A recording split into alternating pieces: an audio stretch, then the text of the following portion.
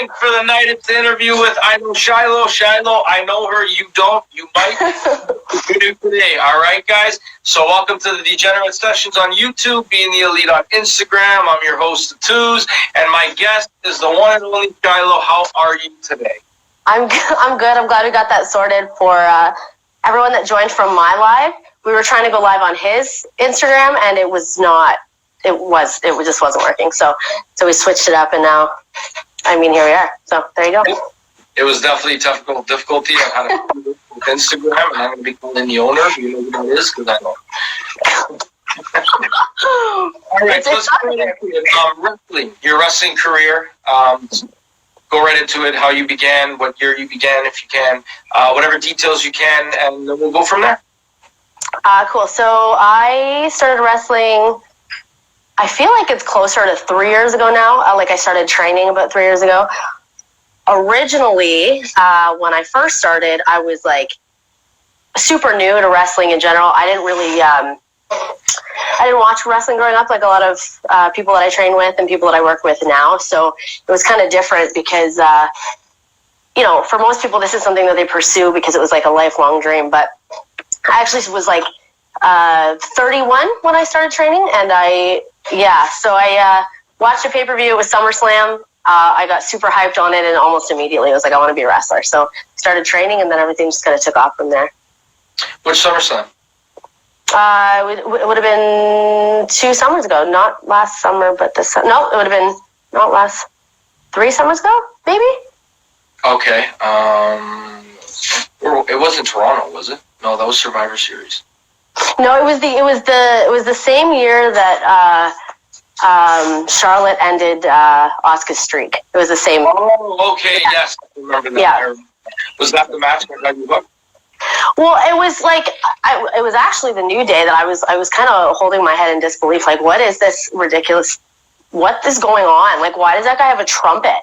Not even, I'm half drunk and I'm watching this go down and I am having the greatest time of my life. And afterwards, I kind of connected the dots because, I come from a music background and like most people, I like to be entertained, and wrestling is this cool sort of mashup of all these different kinds of entertainment. So I was surprised I had never those paths had never crossed before, but so it was, and then, so it is now, I guess. Yeah, definitely. Music, wrestling, stuff like that. They definitely cross. They intertwine. So different, but so alike. It has everything. It has costumes. It has fireworks. It has music. It has drama, action, all of it. So the drama. I love the drama. Yeah. The storylines are incredible. Yeah. So tell us about your first match. Emotions running through you before you went through the curtain. Who was your opponent? I know a couple things. I'm not going to spoil it. I'm going to let you. So my very, very first match was super short. It was in Barry Wrestling with Jody Threat, and I was I was terrified. I was so scared, but Jody's super sweet, and she was probably the best person I could possibly have my first match with. But I went out. It was an open challenge for her title. She's the first women's title holder in Barrie. Okay. And she was undefeated at that point, and nobody knew who I was, but it was super funny because she gets on the mic and she issues the open challenge, and the first thing somebody in the crowd does is tell me to go home, and everyone's laughing, and I'm like, oh my God, they want me to go home, even though they're supposed to want me to go home. And it was really scary, but afterwards, it was kind of a surreal experience, but it was cool. That is crazy. How was the match inside the ring? What were you feeling? Did you get comfortable right away, if you can talk about that? And any details you can talk about. I don't even know if I'm ever fully comfortable even now, because I get anxious because this is important. I love wrestling and it's important to me, and I want to do a good job. So I'm always a little bit on edge, but I feel like everything happens so fast. And like I said, it was a really short match, but Jody was great about letting me get my stuff in and making sure that I wasn't being super new and rushing or doing anything like that. So I just kind of went with it, and I went backstage and I was like, okay, how is that? How did I do? And everyone's like, we don't know. That was a 2-second match. Shilo, we're back here. So, it was cool. And I'd actually, my first indie show was Smash Wrestling here in London. And I actually went to this show because when I decided I wanted to train, I found the school, which is Tyson Duke's Wrestling Factory, where I train. So I didn't follow any wrestling. I didn't know who he was, and I didn't know anything about if he was qualified to teach me to wrestle. Like, so I did a bit of research, found Smash, went to the show, and Jody was actually in that show. Okay. Yeah, she really stood out to me. So it was really cool. Like, you know, about a year later, I was standing in the ring with, you know, one of the girls that I saw in my first, you know, indie match or indie show. So that's awesome. So how did Smash? I live in Toronto as well. I want to go to Smash. I haven't been. I'm not going to be one of those guys that tells you that I've been to Smash. I haven't.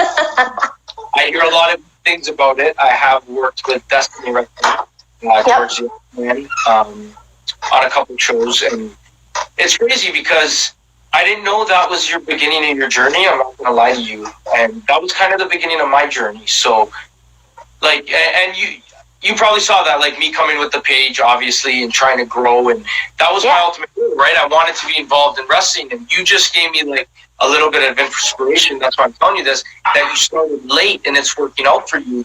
I'm not going to be screwed, but I might start training. You kind of inspired me. I love that. But once you said the age, and I'm near there, I'm 34. Whatever. I'm 34 now. This was a bit ago, so we're on the same page here. Yeah. You're an 86? Yeah. Me too. So yeah, I might jump in, and I definitely want to do interviews and announcing and commentating. So thank you for sitting with me. But yeah, you gave me the inspiration. I might start training. I'm not gonna lie. But let's go into Smash, because I can talk about me for. Sure. So what do you want to know? What about training, if you can. No spoilers. I'm not here to put anybody on blast. Any things you can, matches you competed in. Your training details in your training. I like to know details about training. I'm so into the wrestling world. I'm one of those crazy fans.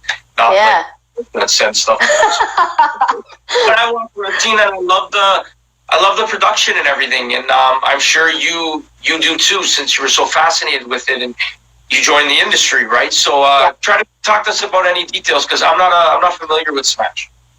So Smash Wrestling is a sort of elite promotion. It's a really, really great group of guys with a lot of talent, and I think that most people from the area are familiar with what they do. Tyson Dukes, when he opened the wrestling school, it was shortly before I started training. So when I first made my declaration to be a wrestler, I was met with hesitance from the person I was actually watching the SummerSlam with. They were like, Shilo, even if you want to be a wrestler, you're not going to find anything around here. We're in London. Like, there's nothing here. But coincidentally, Tyson had just opened the school. Now, Tyson is a main guy at Smash. They've been working together for a really long time. So when he opened the school, it's been a really great opportunity for us as trainees, because he allows us to do, we do the dark matches and things like that. So we're doing pre-show and stuff like that as an opportunity as part of our debut, which is, I mean, the training we get is unparalleled to any other training you're going to get. I truly believe that Tyson is the best trainer around. Okay. And because of that, like he works us really hard, and we end up ready to open for a show that big. So that's really, really cool. It's a lot of work, but at the end of the day, like, man, everybody I was training with was like 20, and I was like, at the time I was like chain smoking and binge drinking, and I was overweight, and like, yeah. And then I just went like full tilt, because I loved it so much. So I'm like, and I just kind of, I gave up on like a lifestyle that I had for so long, and this is it now. So it's done a lot of really great things. Even if for some reason, if I couldn't wrestle again, right now, my life is exponentially better because of it. So it's pretty cool. A lot of work, but it was worth it. And you have somebody sort of breathing down your neck to make sure you stay in line, which is, sometimes people need that. So yeah. Well, we hear a lot about that. Not too many positive things going on right now on Twitter, but to know that there is like I saw something on Twitter, all men need to change. No, not all men need to change. We're not all like that. Just because you have a name, you shouldn't be treating people like that. But they're getting exposed. So I got to meet this guy. Definitely. Tyson's a class act, yeah. I want to come up to you guys live, 100%. Definitely. So into indie wrestling, I backed away from wrestling in the early 2000s, a little bit about me. And I got back into it. And then once I made this page, it started growing, and I found all you guys, and the support you guys gave me, made me feel like I could do it, right? Like sometimes you need that push, and you've been there since day one, so thank you for that.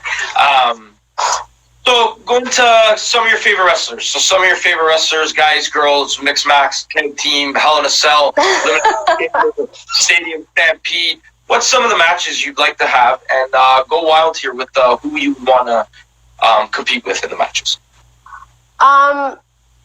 So, like, when it comes to, like, a dream match, like, I think it's kind of a tough question because I'd like to wrestle different people for different reasons. You can do as many as you want. Yeah, like I'm a big Jericho fan, and I've been introduced to a lot of the older stuff. And one thing that I think is really important to keep in mind is just based on when I became involved in wrestling, when I started watching wrestling, there is so much stuff that I am just so ignorant to. Even if I watched wrestling every waking moment from when I started, I wouldn't be anywhere near what's available because it's been, there's such a rich history and things like that. So I do what I can to try and be as educated as I can, given the amount of time that I've been doing this. But I've tried to watch the old stuff. Like I enjoy Jericho a lot. Who doesn't? And I think that he's such a fantastic mixture of wrestling meets entertainment. Like, and I think that there's a lot of really good technical wrestlers. There's a lot of really entertaining characters, and there's like this Venn diagram where you have them, and then there's this little section right in the middle, and that's where every wrestler wants to be. Yeah. And I think he just lives there, and then he like brings people in there and holds them there while he wrestles with them and brings them into that little bubble where he kind of lives. And that's something that I'd like to be a part of. I'm a huge Kenny Omega fan. It was one of the first times, like watching Kenny Omega was like one of the first times where in my head I kind of went, okay, everything that he's doing makes, first of all, complete sense to me, but it all looks so effortless. Like nothing felt stupid or nothing felt out of place or nothing. It just all seemed to make sense. And to me, I mean, I think that's just that just goes to show how good he really is, that you don't even know how good he is because of how effortless he makes it look. And that's like, I could probably have a 5-star match with him and I wouldn't even, have to do anything. So those are the You've been in wrestling for 3 years and you have this good of an understanding about it. I try to I'm telling you, I've been watching my whole life. I've had matches with my friends and stuff like that. Yeah. Am I experienced as wrestlers? No, but you have a lot of knowledge, and I'm not just tooting your hoot here. You have a lot of knowledge on characters and where you need to be and where you need to get to. And thank you. Wrestlers today don't even understand that. So, like, you have an advantage. Don't ever think just, like, because of an age. No. You sit here and listen to you explain that to me about Jericho and Omega. You're completely right. Jericho right now is the best in the world. I'm not saying in ring. He's older. Entertainment-wise, best in the world. He lives in that bubble. Yeah. Omega, I completely agree with you. He makes it look. He looks like he's killing people, and he's not here.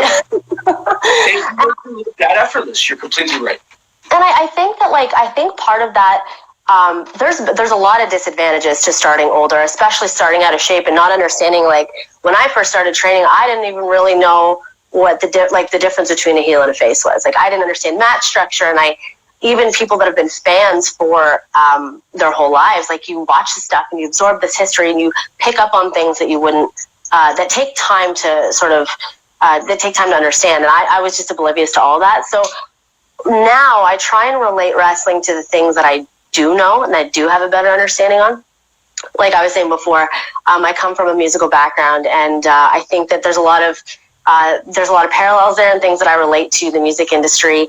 and entertainment. And I know as a new wrestler and as somebody who hasn't been in the industry that long, when I watch a match, I can't completely fixate on the moveset. I can't completely fixate on what they're doing. I need to enjoy some of the comedy stuff, but then the entertainment stuff, if it's, it goes one way or the other. It can be too much of either, and I need that blend to fully appreciate wrestling as a whole. And I think some people, like if you've been watching wrestling your whole life, you can watch a match from start to finish that has no build up, no story, and go, that was a great match.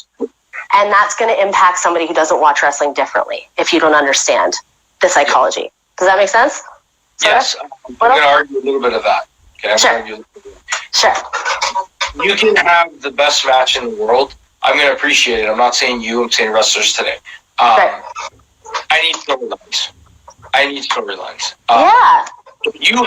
If anybody's telling you wrestling to watch and they're not starting you off May 27th, 1996. May 20th, 1996. May 27th, 1996. When Scott Hall appeared on WCW, everything turned around. That's the era you need to watch. I don't care what anybody else says today. When you watch it, if you haven't watched it, you will be hooked. The storyline, the realism, the promos, the jumping ship from, and I'm not talking just WCW. Go WCW, Raw, Nitro, Raw. You'll be hooked. You think you're hooked now? You have no idea. And that's what killed me when you said you were explaining the Jericho and Omega, and you've only been in the industry for 3 years, and you understand that. People today don't understand that. So that's amazing. Where did your character come from? Sorry, we got to move on. That's okay. That's okay. This is about you, not him. Where did your character come from? How did it spring about? So I'm still doing a bit of I'm fleshing out things a little bit still. I actually got hurt. Tore my ACL. Yeah. Had a bunch of surgeries. Got back in the ring for like 3 weeks or something stupid. Get the ring rust off. Get ready for some bookings. And we're suddenly on lockdown in a pandemic. So I always joke that like literally the only good part about getting injured when you're a wrestler is your comeback. That's it. That's the only good thing about it. And that got completely stolen from me. So now it's just like elongated this block of time from when I've been in a ring to when I'm going to be able to come back, which sucks. But I haven't had as much of an opportunity to develop my character and truly flesh it out as I wanted. But I think that a lot of it is just driven from my personality. I think that a lot of people who know me know that I can be a lot sometimes. Me too. Which in the entertainment industry, that's not necessarily a bad thing. So just trying to become comfortable in a ring as myself, or like a sort of glorified or amplified version of myself, is the goal for now. And just kind of we're just working on that and making sure that I'm properly sort of communicating what I'm trying to get across, because it's hard. It's hard to be able to do that, especially when you factor in experience and nerves and just the knowledge of the industry or lack thereof or whatever. So day by day. Yeah, 100%. And you can't be scared to fail, right? Yeah. You gotta see what works and what doesn't, and that's what determines the great people from the mediocre people, right? And it's people that keep trying new stuff. Oh my God, am I really going back to him again? Jericho has my guy. And okay, Bray Wyatt. Bray Wyatt has reinvented himself, and I get sucked in. There's not too many people I get sucked into today. He is one of those characters I get sucked into the TV. And yeah, you got to see what works. And I love that you're expanding and you're working on ideas, because I'm excited. I'm a fan of you as much as I'm doing it. Thank you. And I can't wait till the world goes back to normal. We can have bookings again. And I do have a couple projects coming up, and I will be messaging you. Yeah, I do. I'm trying to explode here. But yeah, I love that you're bringing new ideas to the table. You're seeing what doesn't. What do you prefer better, heel or face? I prefer working heel. I feel like it's. I don't want to say it's easier because you're in control, but I feel like the nuances, the likability it takes to be a face. It sometimes comes off a little bit, I don't want to say fake when I do it. Maybe I'm just not there yet. Maybe I'm just not that nice. I don't really know. But like, it's a lot easier to get heat if you run out of things to say or you don't know what to do. You just tell somebody to shut up, or like, you know, it's a lot easier, and it's a lot easier of like a fallback if you don't know what to do or say in the moment. But when you sell more merch when you're a face. So, so I mean, I like both. With baby faces, I guess children. Yeah. Oh, I don't know. I'm more of a heel guy myself. It depends. Depending on the situation. Yeah. So it depends. There's nothing like a really justified heel. You're like, I kind of get it. Kind of get why you're pissed off. Right now on us. What's that? Can you turn heel on us on the next question? I don't really think that's appropriate to ask me, is it? I don't know.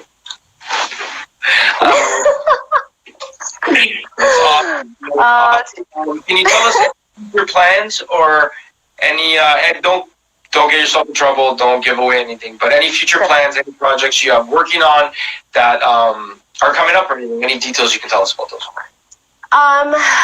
Well, that worked, by the way. But I'm going to give you that feedback. That worked. That worked. So you got it.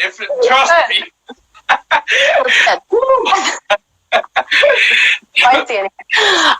You know, I want to.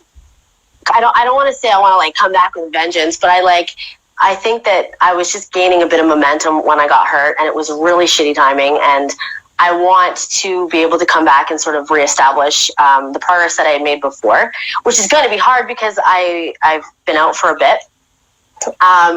So I'm just hoping to sort of gain some of that traction again, and you know, work toward fleshing out my character and being somebody people enjoy watching. Because at the end of the day, like, I truly and genuinely enjoy entertaining people. It is so cool having people come up to you and say, I loved your match. And it's so cool having people come up to you and say, like, you were my favorite today. Like, what a cool thing to hear, especially so new to the industry and working with these girls that have dedicated a lot of their time to it. Like, what a cool thing, right? So that's mostly it for now. I think that's the focus, and then we're just gonna go from there. That is awesome. I'll give you a little hint. If you're the first show back, the first one's coming out. The first people coming out when there's fans and the shows are back, the first two wrestlers, the first match on that card, they're getting the biggest pop. Yeah, of course. I guarantee, right? And it's good, but either way, it's going to be the fans are going to be crazy all night. Yeah. Good. There's going to be. I think there's going to be new appreciation to, like. I think that you know, you get accustomed to things being a certain way. You get used to going to shows and having that option, and so many people are missing wrestling right now for whatever reason, whether it was, you know, their entertainment, or if it was how they socialized, or whatever. Like, there's people's lifestyles have had to change due to all this, and not just in wrestling and everything, but even for like myself, I'm going from training several nights a week and being gone from Friday to Sunday for shows, whether they're my shows or they're my boyfriend's shows. He's a worker as well. To all of a sudden, it's just crickets. So I'm anxious to get back in the ring, and I'm anxious to see the people in the industry, because I've made so many great friends, like, and I've met so many cool people, and I just miss everyone. And quarantine sucks, you know. So everyone's just trying to get by. So hopefully it is sooner than later. Well, I see it all coming into place. I mean, the numbers are down and stuff. Yeah. Do I say people are being cautious? No, I am a store manager in retail. Throw people right out of the store. There's days to throw people out of the store. Who's your boyfriend? The wave maker, Kyle Boone. Awesome. Who is? Get him open for an interview. I would love to have him on the show. There he is. Oh, there he is in a Spider-Man shirt. Awesome. How are you? He said, "How are you?" I'm good. How is he? He said he's good. How is he? How are the people? And how are the people? We're good. They're good. We've got flow in here. We're doing awesome. There you go. Well, anything else you can tell us coming up? Any goals you have? AEW, NXT, WWE. Where do you see yourself in the future? and I'll leave you off of that. I want to do as much as I can, and I think that like, you know, this is it's the industry is fickle, but there's also a lot of opportunity, and there's a lot of different things available to a lot of different people. Somebody might have the best career of their life in AEW and then tank in the WWE, or vice versa, or somebody might make a living, an actual living, working the indies, and it's a mashup of like lifestyle meets wants and goals and needs. And I think that at the end of the day, I just want to keep working and doing me and getting better. And hopefully, you know, just kind of see what happens. I want to go as far as I can and do as much as I can, and we'll just kind of ride the lightning, I guess. See what happens. Don't ever change that mentality. That's the mentality. I'm the same way. My girlfriend keeps asking me, "You're doing more and more." Yeah, I want it all. If I can start interviewing sports people, I will. If I can start interviewing magicians, I will. I want it all. I just want it all. Do it. That's what you just got to go for it. Somebody's going to. I remember when I was a kid, I was listening to some girl singing, and I was like, "Oh, she's not very good." And my dad's like, he looks at me and he's like, "So?" And I was like, "Well, what do you mean?" I was like, "I think I'm better than her." And he's like, "Who cares? Like, you're listening to her right now. She's not listening to you because she's out there putting the work in." And I was like, you know, and that kind of has sat with me. So I've tried to make an effort to put out the best product that I can right now, and it might not be, you know, what other girls are doing, or it might not be at the level that other girls are yet, but that is a lot more than sitting at home and you know, pointing finger at girls on the TV. So I just do your best. I know it's kind of after school special to say, but like that's all you can do, right? Do your best, and be different, be your own character. I'll be honest with you, a lot of wrestlers, last thing I'll rant about, they steal, like, I'll be honest with you, I can't stand the cutter. I cannot stand the cutter. For anybody listening in here that's a wrestler, do not do the cutter. Too many people do the cutter. I turn off the TV, even with AEW, and I'm a big fan. I love the Bucks. Everybody does the cutter. Cody Rhodes does not need to do the cutter. See how angry I'm getting? Okay. I feel like there's an accessibility of a cutter though, and you can do them out of nowhere. That's why it's such a great finish. Yeah, first of all, it's killing the move. Yeah, that's true.